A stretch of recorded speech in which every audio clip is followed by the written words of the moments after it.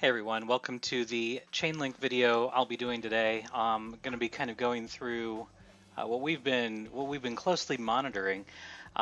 Before I get into any of it, of course, the not financial advice, not financial advisor. You're responsible for your own trades, managing your own risk, doing your own research, and I'm just giving my opinion on the market here. So again, as I mentioned, we're going to be taking a look at Chainlink. I'm going to look at it versus the US dollar. I'll also take a look at it versus Bitcoin as well there at the end. Try and keep it short and sweet because really, you know, we've been keeping an eye on this for quite some time.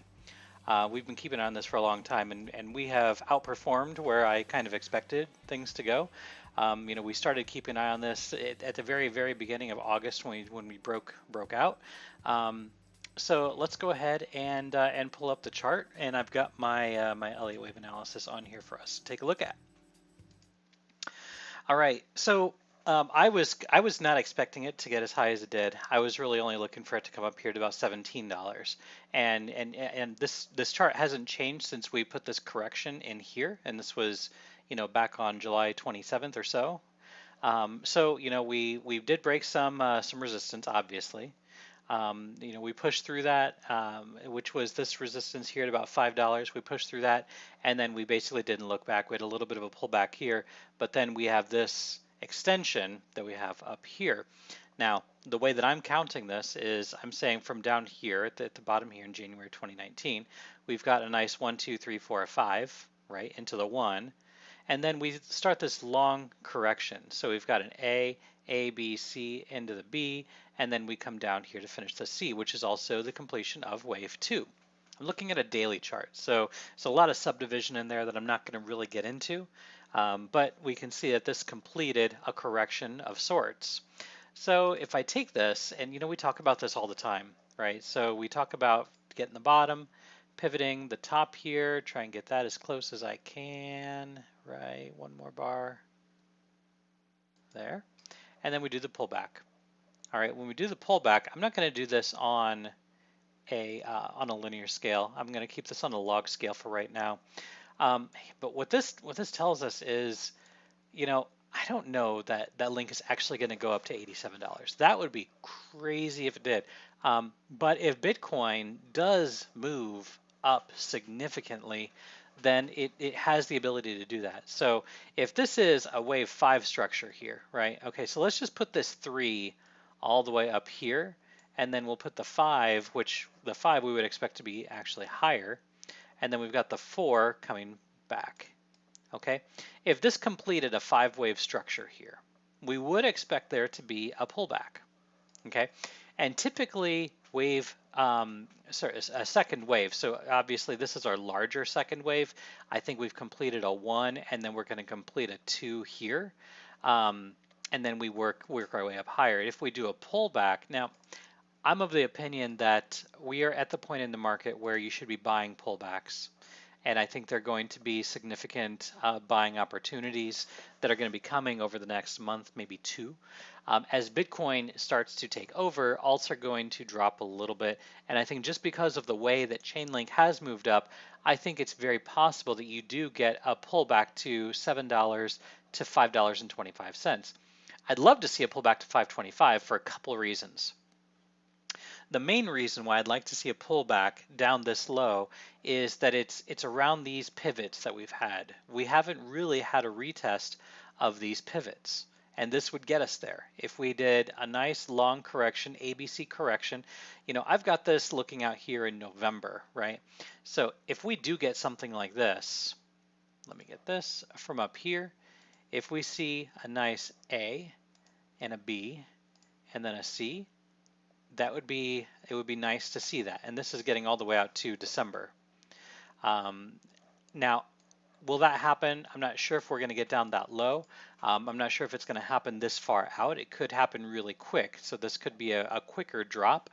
I would not be afraid, let me say this correctly, I would not be afraid to buy down here at 522 because of the potential for this thing to go significantly higher. Really, the algo target is sitting up there at $88. I feel so weird saying that. Back when the price was, you know, we were tracking this back here, I think we were doing a really good job of trading Chainlink back here in August, September, October of 2019. right? We were watching this and we were tracking this pretty well. You can go back, the videos are still there. Um, I was talking about this thing going up to like $9. And here we are. Here we are. If I put this on linear, and let me expand this. This is just a crazy, crazy move to the upside, right? So we hit this target, this 175, but we have overextended so far. I mean, I would consider this to be a blow off top of sorts. I don't know that I'd be willing to short, although shorting, here at this, you've got a pretty clear stop on the other side of 20 bucks, right? And we're sitting at 1886. So you're really giving yourself like $1 to $1.15. So it's not huge, huge risk when you're talking about this potentially coming back to 5. I don't know if it's going to go down that low. It may stop at $10.76. We'll have to wait and see. If we're keeping ourselves on linear scale and you don't go on log scale, the 50 is sitting at $10.76. So there's that to keep in mind as well. Let's take a look at Chainlink versus Bitcoin. And let's just see what this looks like. I'm going to look at this on Binance. This is also something that we have been keeping an eye on. I'm going to pull this onto linear scale, and I'm going to clean this up. Okay, so we've been watching this. So we've got this 1, 2, 3, A, B, C, D, E into the 4, and then we go up for the 5. Let's just take a look at this. Take a look at this guy. So we're going to pull this. I think the geometry on this chart actually looks really nice. I like the way that the geometry looks. Not geometry is everything, but it does help when the geometry looks nice. So we've got this guy right here. Let me go back into linear scale and see if that doesn't make any sense. So we're going to keep this on log scale. So we obviously overextended quite a bit, even on this. When we're seeing this as a 1, 2, we would really expect the 3 to be right here. We hit that and we pulled back. So maybe this was, 3, 4, 5. I don't like the way that it looks. I'd be more inclined to call this the 3 up here because we've got a nice wedge, 1, 2, 3, 4, 5 right there, or A, B, C, D, E rather. That's really how you would count this. So from up here, we've got a really, really nice triangle, A, B, C, D, E. And then from there, we get this move up. So let's measure this a different way to see how this works out and if this measures up. So we'll take this guy down here, this pivot, and we'll take it up here to this pivot right up here. And we get a pullback to not the 382, but the 236. That seems to be reasonable. Let me just take a look at this guy right here. That gets pulled back to the 50. I'm still inclined to say this is the 3 and not this. If this is the 3 and this is the 4, then basically we've got a 1, 2, 3, 4, and this is finishing that move. Okay. What I want to see for Chainlink to be able to get up to those higher targets above $20 and such, really this 5 needs to go much, much higher. Okay, and basically from here you've got a 1, 2 working on the 3. I think it probably needs to go higher. 4, 5 to get all the way up there. I remember we were talking about Chainlink at 28,000. Where was that? That was all the way back here. That's hard to believe that was so long ago. We had good consolidation here, and based on this, a breakout. This chart is so hard to read because there's so much, so much blow off that we've had. It's just gone way, way higher than we expected. If we take this guy right here and change this to a SHIF, that doesn't work. Let's go to a modified SHIF. That doesn't work. If I put this on a linear scale, it looks even worse. So even pitchforks, you can't get a good read on this. And if I take this and just do a regular original pitchfork, even that doesn't look great. I suppose I could probably get an expansion on this, and let's just see if we can get something to line up that'll give us an idea that we could have. That actually doesn't look too bad. 1.5. Nope, 1.618. Nope, let's try 1.75. That looks okay. That actually looks okay. Let's go ahead and pin these down. This may be our channel that we're working in that's been defined for a long, long time now. So we'll take this guy, we'll pin him right there. This one was pretty good. Let's just go ahead and make sure that he's pinned, And this guy right here was also pretty good. Let's just get him down there. And let's see what we've got. Let's see what we have to work with, because this may be it. Pretty close, at least. Pretty close. Yeah, so we've broken up above this median, which leads me to believe that this 5 is probably going to go higher, right? I don't know if it's going to hit the 100, if it's going to hit the higher target. Very possible this thing does make its way up to 0.003. And if we go to 0.003, right now Bitcoin's sitting at 12,500.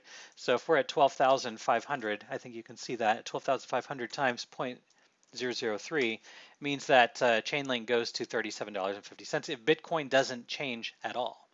All right, so I guess Bitcoin's at 12,338 at the moment. But very, very good possibility that Chainlink actually goes higher. So I would be careful shorting it. But if you did, you've got that $20 stop loss. You got a stop loss at $20. Because again, if it does make this move up here, it's going to go much higher. It's going to fly. And it's already been flying to begin with. So it would not surprise me one bit for this thing to continue to make its way up higher. So just be careful shorting. And, to be quite honest, I mean, let's just be honest here. Chainlink has overperformed. It's outperformed. And at this point, I would say it's not worth getting into. I would wait for a significant pullback. I don't know if it's going to make its way down to $10. I mean, if it does, that's great. If it doesn't, then you missed out. No big deal. There's what, 1,000 other things on Binance that you could get yourself into.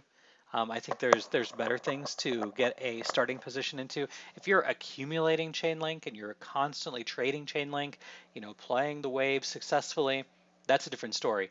But if you're brand new to the Chainlink atmosphere, I think there are better things for you to get yourself involved in, even though this still has the potential. And really, if it goes to 3,000, this is going to do a 2x.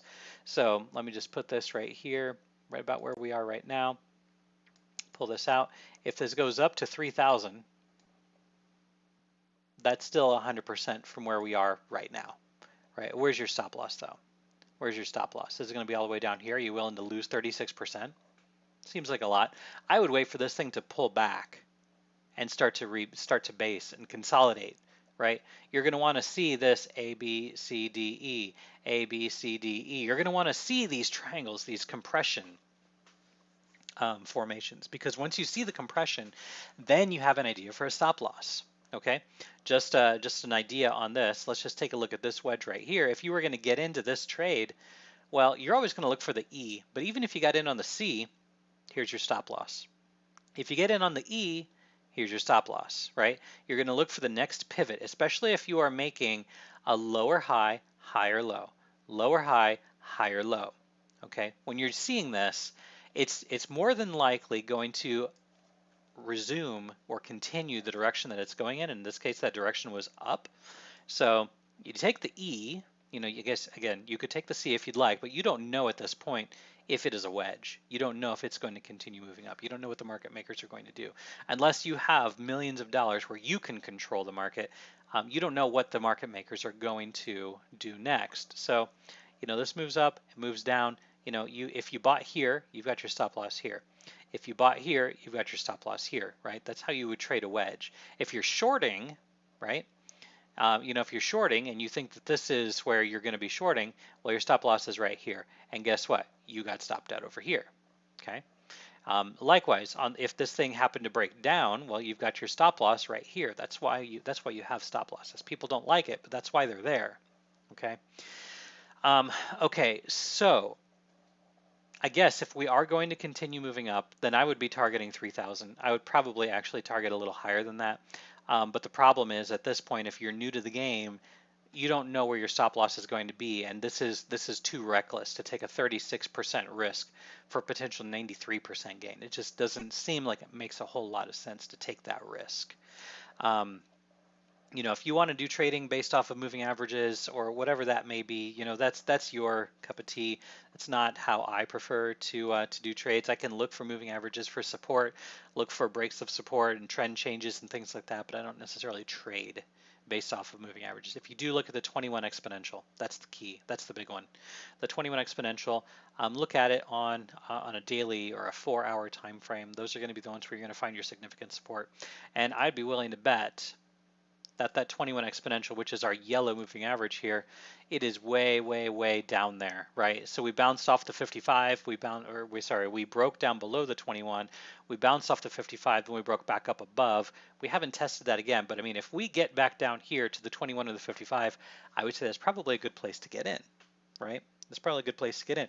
Right now, I don't like it. I don't like it right now. I think it's probably going to continue moving down just a little bit, probably not for too much longer, right? So you can see here, obviously the 12 hours way up there. We talk about the waves indicator all the time. The 12 hours way up there, you've got the 3 hour and the 1 hour that are resetting, right? So while I do think that it probably will come back down here to maybe 137,000 Satoshis, right? It's probably not going to get much lower than that. We've got the 300 hourly that's sitting down here as well. Let's just take a look at the 3 hour and see where the moving averages sit here. So we're below the 21 exponential on the 3 hour, which is bearish. Let's just talk about the last time we opened and closed a candle below this, like kind of right here, but we bounced up significantly, right? That was bullish. Here we tried to close below, we bounced right back up. We had some consolidation here, but we kept bouncing up. But the last time we actually had some active opens and closes below, all the way back here. This was significantly lower, down actually, less than half of where we are right now. So I would say right now Link is pretty strong.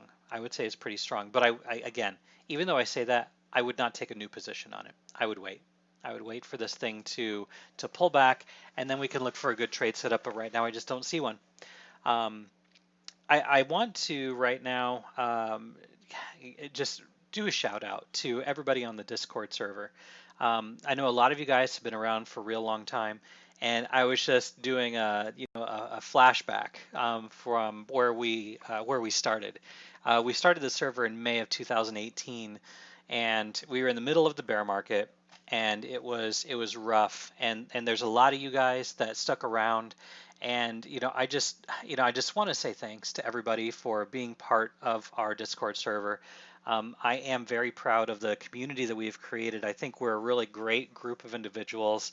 I don't think there's anybody on the server that I don't like and that I wouldn't call my friend. And so, I do appreciate you all being on the server. And we've got some great new people that have joined here recently as well. I'm very appreciative of that. And if you're not on the Discord server, you're really missing out. You're really missing out on really great conversations, great trades that are happening on a regular basis, both in traditional and crypto assets. And so if you want to be part of it, throw a comment in the YouTube chat, and I'll be more than happy to get an invite code out to you. If there is something you want me to look at, right, let me know. Right, I get chart requests all the time, but if we get enough interest, I'll be more than happy to do a video update on a specific asset. I tend to gravitate back to the things that that get the views, right? And I don't necessarily like doing that. So I do Chainlink, I do Tezos. Of course, I've been doing Bitcoin and SPY here recently, and trying to do some education as part of this as well, and hopefully you guys are getting some out of that. But throw out some comments if there's something that you want me to take a look at. If you want me to do a video on something that I haven't done in a long time, or something that you're interested in, whether it's crypto, stocks, I mean, heck, I can even take a look at Forex, metals, whatever you guys would like. Just throw a comment here in the chat and I'll be more than happy to get that for you. But for right now, I'm going to go ahead and end it. It is 5 o'clock on Monday, August 17th. And wherever you are in the world, I hope you're having a good day, a good night, and a good evening. So